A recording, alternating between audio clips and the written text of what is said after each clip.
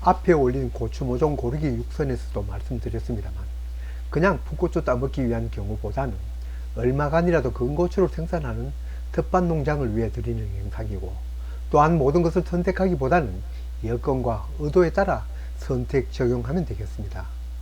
요즘 고추 모종은 트레이 육류하여서 비료를 욕심내어 주지 않거나 심은 후 지독한 추위가 오지 않으면 다 잘 삽니다.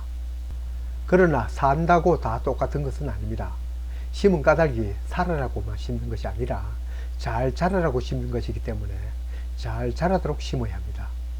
고추 모종이 잘 자라도록 심으려면 최소한 몇 가지는 고려해야 합니다. 당연히 좋은 모종을 심어야 하는데 제 채널 모종고르기 육선을 참고하시고 여기에서는 생략하겠습니다. 오지 고추 모종 심는 시기는 대략 4월 하순부터 5월 상순 무렵입니다. 이처럼 남 심을 때 나도 심으면 됩니다. 저도 전엔 그렇게 심었습니다. 그러나 그 후 고추 자람을 살펴보면 그게 아니라는 걸 알았습니다. 고추는 하루라도 빨리 심으면 그만큼 성장이 빠르고 첫 수확도 빠릅니다. 더구나 8월 장마기 이후는 단젖병 때문에 수확이 이어지지 못하는 경우는 조기 수확이 무척 유리합니다. 문제는 밤 기온과 지온입니다. 열대작물인 고추는 밤 기온이 10도 이하로 내려가면 성장에 지장이 있고 5도 아래로 내려가면 타격을 받습니다. 오히려 며칠 늦게 심는 것보다 자람이 더 더딥니다. 며칠 이익을 보려다 며칠 손해본 격입니다. 주간일기 예보를 보고 내가 살고 있는 지역의 최저 온도를 살피고 10도 이하로 내려가는 때는 모종을 내지 않은 것이 시간을 버는 것입니다. 모종을 준비해 놓고 그런 날이 길어지면 구멍이 큰 트레이에 옮겨 가식하고 기다린 것이 낫습니다. 흔히들 기온만 생각하기 쉬운데 더 따진다면 지온도 고려하는 것이 맞습니다. 사실 낮 지온은 4월 하순 5월 상순에 심는 노지 재배보다는 2, 3월에 심는 하우스 재배에서 체크해야 할 과제입니다. 모종이 활착이 되면 뿌리에서 양분을 받아 이제 막 성장해야 하는데 지온이 낮으면 양분을 흡수하지 못합니다. 우선 가장 많이 필요한 것이 NPK인데 질소는 9도, 인산은 15도, 가리는 13도. 자료마다 차이는 있습니다만 인산은 11도 이하로는 전혀 흡수가 안 되니 최저 10도, 넉넉히는 15도가 넘어야 합니다. 심는 것이 아무리 바빠도 모종 속에 숨어있을 해충은 방제하고 심어야 담 방제가 쉽습니다. 육모장에서도 방제를 합니다만 경험상 모종 심을 때 돋보기로 살펴보면 진딧물이나 총체벌레 등을 볼 수 있습니다. 지금은 편안히 앉아서 스프레이로 방지할 수 있습니다만 이때를 놓치면 약통 메고 온 밭을 헤매도 구제가 제대로 안됩니다. 병균도 우려됩니다만 더 급한 것은 해충이라 생각합니다. 우려되는 해충으로는 우선 진딧물, 총체벌레, 그리고 응애입니다. 살균제도 함께 살포하는 것도 좋지만 앞에 말한 이 세 가지를 잡을 수 있는 살충제는 뿌려야 합니다. 농약 표지를 살펴 이 세 가지가 모두 들어있는 약은 한 가지만 살펴도 되지만 그렇지 않으면 몇 가지를 혼합하여서라도 모두 잡도록 하는 것이 중요합니다. 화학농약을 쓰지 않으려면 친환경 농약으로도 방제는 해야 합니다. 친환경 농약 찾아보면 온갖 방법이 난무하는데 과학적 근거가 있는 방법을 선택하여 방제합니다. 모종을 심는 법도 상황과 의도에 따라 다른 것은 당연합니다. 외주를 심을 건지 겹주를 심을 건지도 재배하는 사람이 정하고 심는 간격도 의도에 따라 정해야 합니다. 이러한 간격은 고추 따기 작업 활동에 따라 정합니다. 고추 전문농에서는 고래 고추 수확기를 타고 고추를 땁니다. 이때는 이러한 간격이 넓어야 하지만 텃밭농에서는 사람만 농약치고 다닐 정도면 됩니다.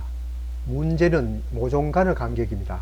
보통은 40cm로 안내하는 것이 많은데 일단 표준을 할 수 있습니다. 여기에서 조기 재배로 끝날 경우에는 간격을 한 30cm까지 붙여 심는 것이 수확량이 더 많습니다. 일부러 고추대를 일찍 뽑으려고 할 수도 있지만 탄저병 등 여러 이유로 조기 재배를 마치는 경우도 있습니다. 이럴 경우에는 간격을 좁힙니다. 흔히들 주당 수확량을 이야기하는 사람이 많은데 모종값이 천금이란 몰라도 하우스이든 노지이든 중요한 것은 면적당 수확량입니다.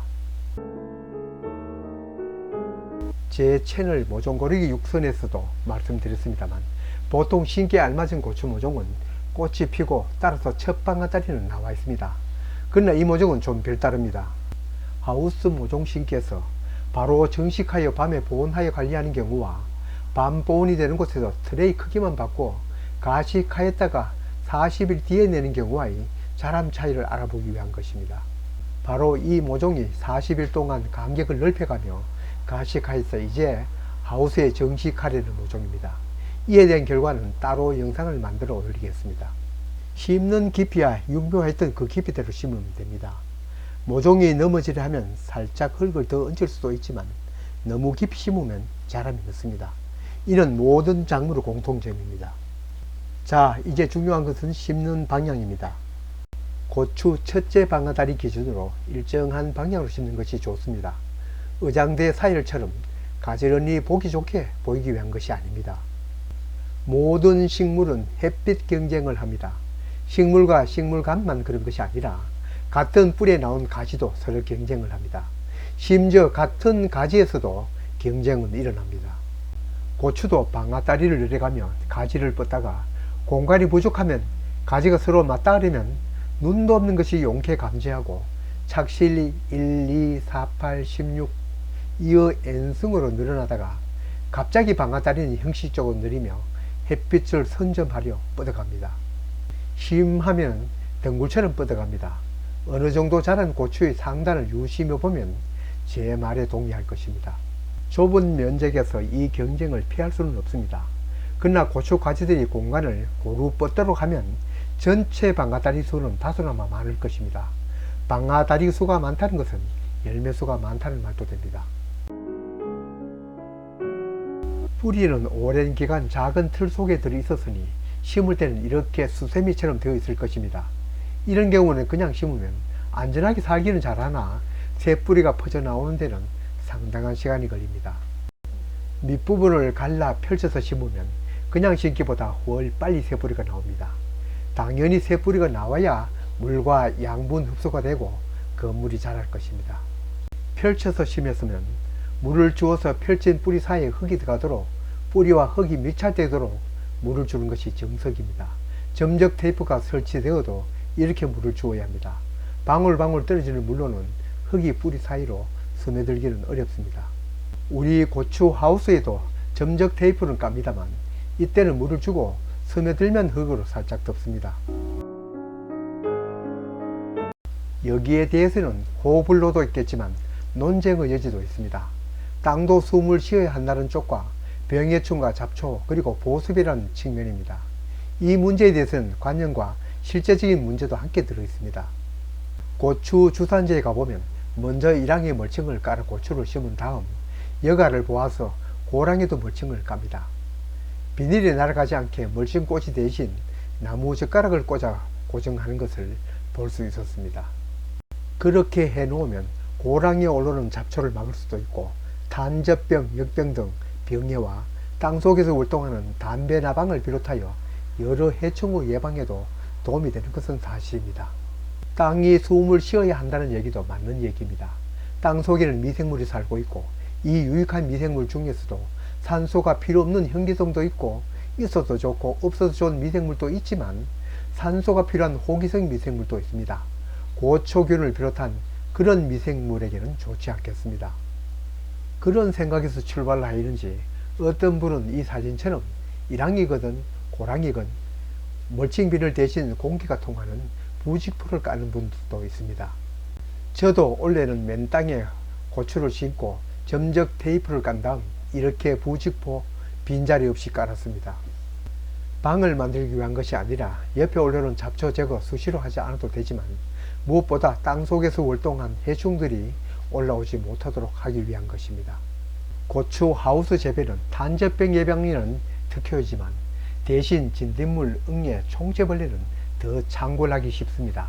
방충망이 되어 있어도 덩치 큰 담배나방도 극성입니다. 외부에서도 날아오기도 하지만 하우스 안에서 땅속과 작물 사이를 오갑니다.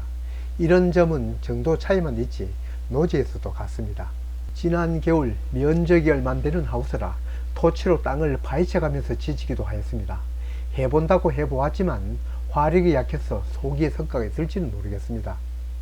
방충망도 새로 가리고 외부 침입 방지를 철저히 하여 지금 고추를 심었습니다. 이 결과도 나중 영상을 올리겠습니다. 그래도 안심하지 못해 부직포도 깔고 앞으로 그래도 생기는 놈을 위해 끈끈이 트랩도 설치할 계획입니다. 고추이든 다른 채소이든 모종을 심으면 빨리 뿌리가 활착을 해서 그 새로 난 뿌리에서 양분을 빨아들여 새 줄기와 잎이 나면 이제 광합성을 하여 폭풍 성장합니다. 그러기 위해서는 빨리 뿌리가 활착하고 뿌리가 신장해야 다음 일이 일어납니다. 빠른 활착과 뿌리 신장을 위해서는 뿌리 밝은제나 비료로는 인산가리 등입니다. 뿌리 밝은제는 사이토카이닌 호르몬제의 일종으로서 원래 식물에서 있는 물질입니다. 말로는 어린 버드나무 순에도 그 성분이 많다고 하는데 저는 아직 실험을 해보지 않았습니다. 지난 가을 양파를 심어 놓고 어느 정도 활착이 된 걸 보고 지금 보이는 첫 번째는 물만, 다음에는 수용성 인산가리, 마지막에는 밝은제를 300배 희석하여 2회 간주하고 봄이 되었습니다. 그랬더니 무처리보다는 인산가리 관주보다는 밝은제 관주 쪽이 성장이 더 좋았습니다. 어느 날 손바닥 아줌마가 양파밭에 비료를 주다 말았는지 왜 이렇게 청이 날까 하였습니다. 전혀 의식하지 못한 사람도 차이가 보이는 것은 엄청난 효과입니다.